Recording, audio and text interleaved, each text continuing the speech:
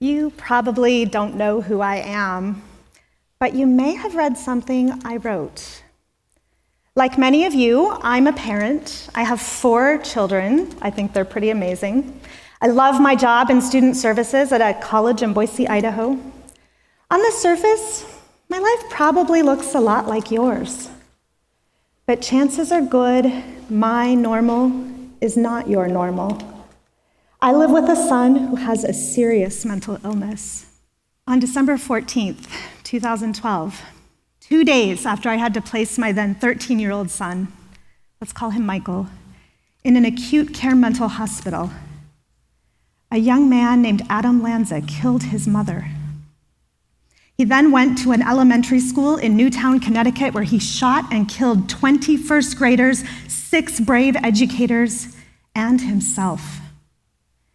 My second thought on hearing that horrific news was probably similar to your first thought, especially if you have young children. I wanted to rush to my kids' elementary school to hold my 2nd grade daughter and my 4th grade son in my arms. But my first thought was something else. My first thought was, what if that's my son someday? That night, I sat down and wrote my truth. I told about the years of missed diagnoses, medications that didn't work, costly therapies. I shared my fear at my son's unpredictable and sometimes violent rages, and my heartache as a mother watching her child handcuffed and put in the back of a police car. This is some of what I wrote. This problem is too big for me to handle on my own.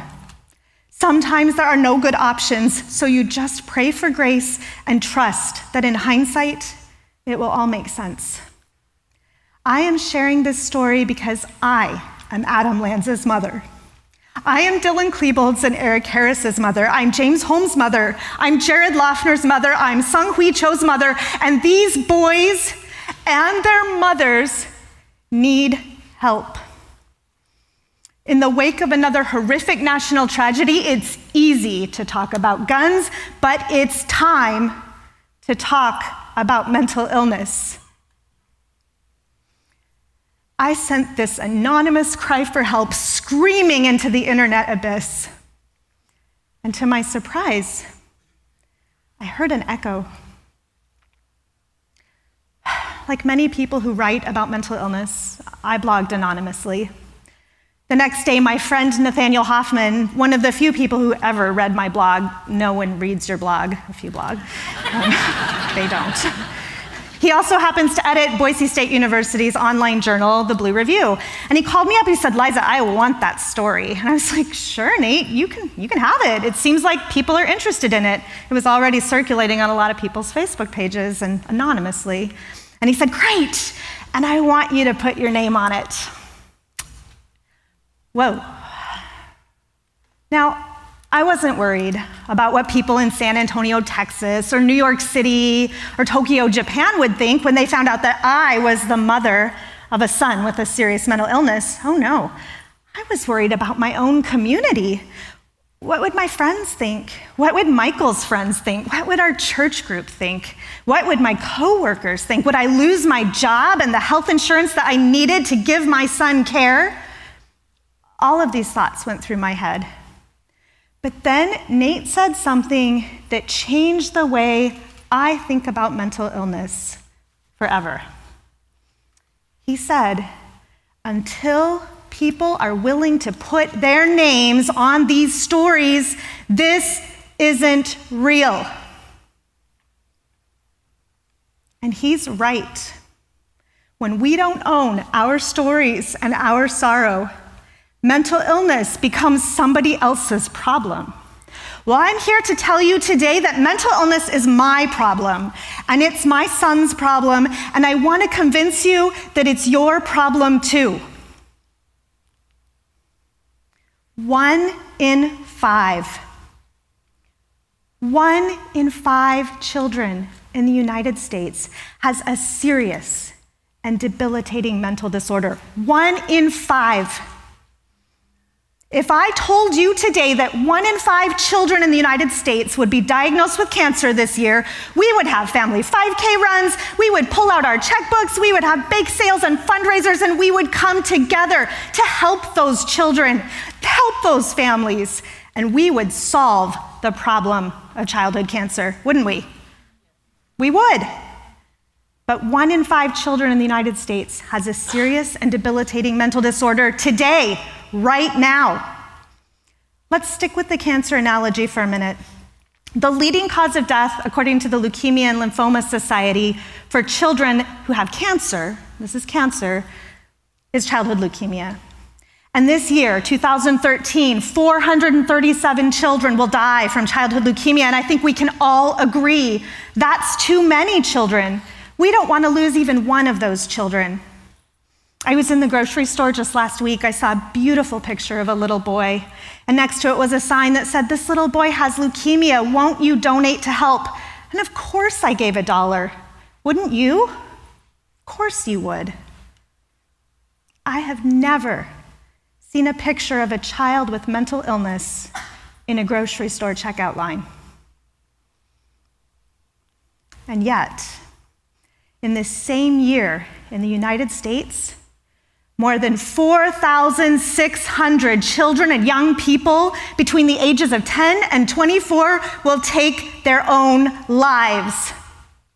This is a TEDx audience. You guys can do this math. More than 10 times as many children and young people will die in the United States this year from suicide.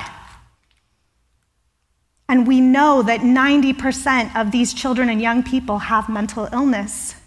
This is a tragedy. It's a tragedy. So what can we do about it? Well, we know that funding and research lead to better outcomes and treatments. We know this from cancer. And in fact, in the United States this year, American taxpayers funded the National Cancer Institute with $4.8 billion, a worthy cause. It has led to better outcomes. With childhood leukemia, between 1969 and 2010, the death rate plummeted by 80%. So even though 437 children is still too many to lose, that number is so much lower than it used to be. That's what research and funding can do.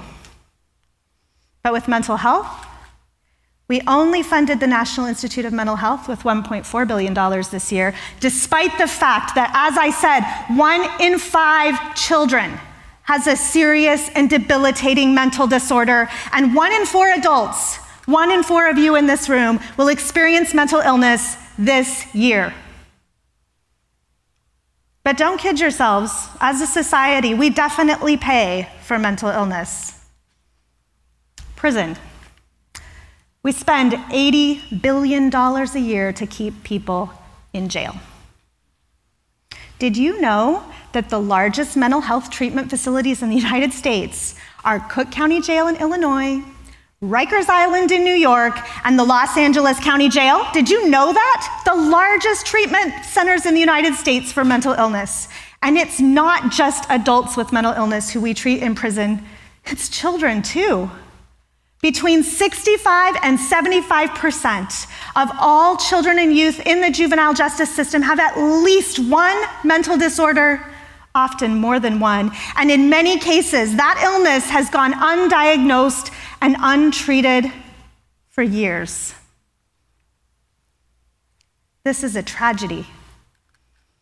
Why do we treat diseases from here to here differently than we treat diseases from here to here? If you had a heart attack right now, we would call EMS. But if you had a psychotic break, we call the police.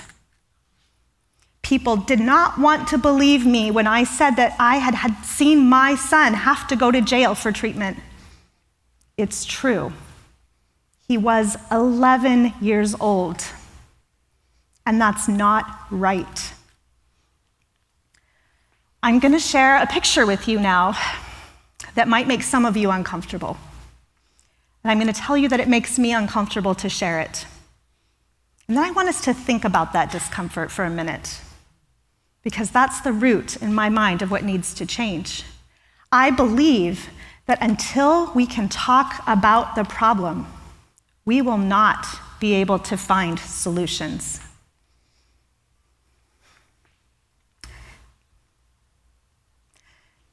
This is a picture of my son, Michael.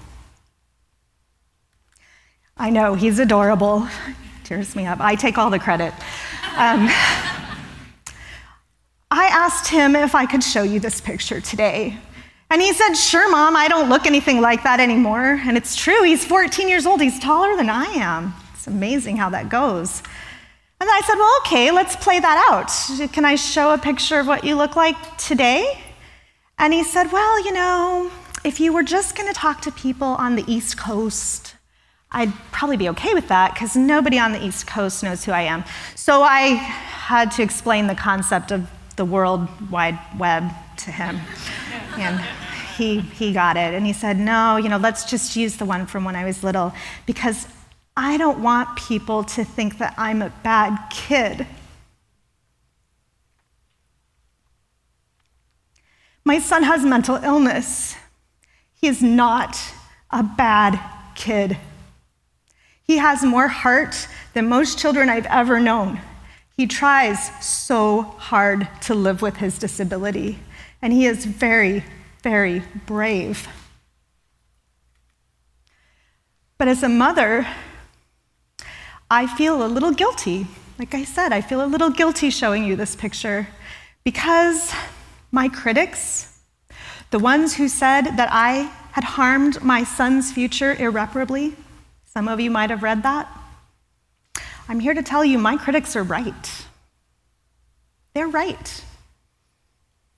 I became an accidental advocate when I chose to put my name on my story. And the consequences for my family have been devastating.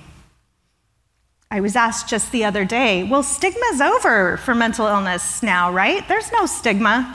I'm here today to tell you stigma is alive and well. In fact, I would say the stigma meter has not budged since 1999 when NAMI published a report called Families on the Brink.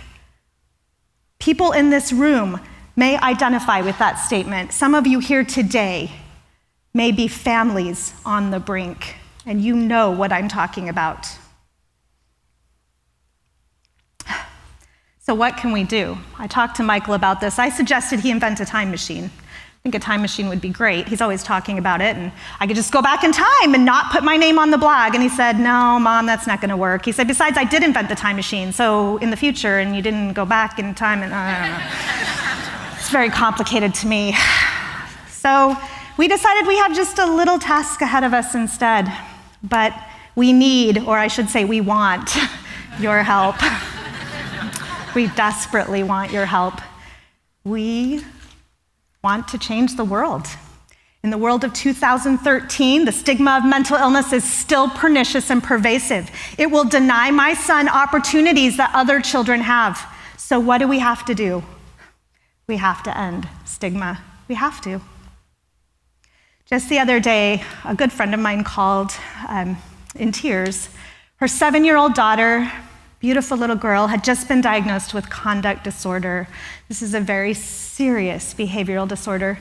She called and she said, "Liza, this sounds terrible, but I wish that my daughter had been diagnosed with cancer. I wish she had. At least with cancer, we have a treatment plan. At least with cancer, we can talk to other families. We can tell our friends and they're supportive and they bring casseroles." When you're the mother of a child with a serious mental illness, you're not supposed to talk about it because we don't talk about mental illness. Well, that's why I'm here. I'm here because I know how that mom feels and because I am Michael's mother. And we need your help. Together, as we share our stories, as we speak up for ourselves and for our children, we can end stigma of mental illness. We can do it. And we can change the world and change lives for the better. One heart, one mind, one child at a time. Thank you.